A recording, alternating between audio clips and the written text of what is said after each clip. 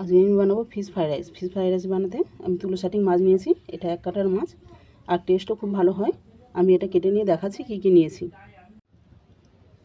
Fried rice বানাতে আমি নিয়েছি গাজর কুচি, বিনস কুচি, ক্যাপসিকাম কুচি, মাছ কুচি,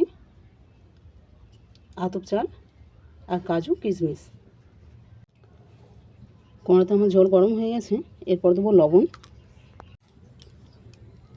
এলাচ, কাঠদানা আর লবঙ্গ। এরপর দেবো চাল, তেজপাতা, কাজু আর কিশমিশ।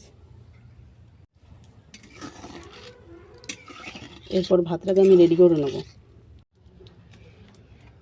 ভাত আমার হয়ে গেছে, এবার ভাতটাকে আমি নামিয়ে নেব।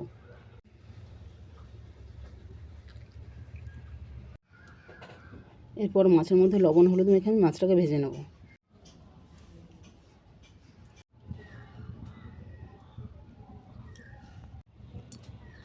কড়াইতে সাদা তেল দিয়েছি, ওই সাদা তেলের মধ্যে মাছটাকে ভাজবো।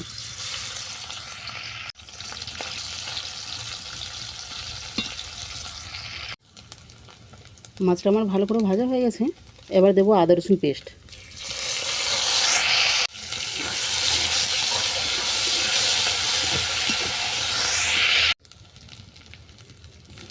মশলাটা আমার কষা হয়ে গেছে, আমি এবার মাছটাকে তুলে নেব। আবার আমি কড়াইতে সাদা তেল দিয়ে সব সবজিগুলোকে ভেজে নেব।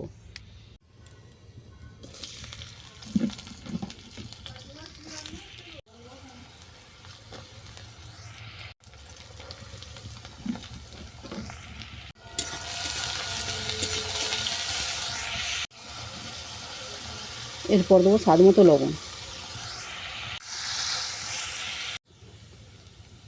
সবজি আমার ভাজা হয়ে গেছে, এবার অল্প করে দেবো আজিনো। আজিনো দিলে পরে টেস্টটাও খুব ভালো হয় আর স্মেলটাও খুব ভালো আসে।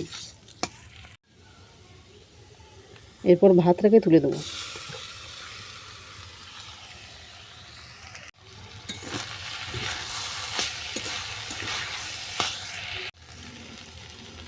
এরপরে দেবো ঘি, স্বাদ মতো চিনি, ভেজে রাখা মাছ। এবার আমি এটাকে ভালো করে নেড়ে চেড়ে নামিয়ে নেব। ভাতটা আমার ভালো করে ফ্রাই হয়ে গেছে, দেখো কোঁয়াটা আর লাগছে না। এটা আবার আমি নামিয়ে নেব।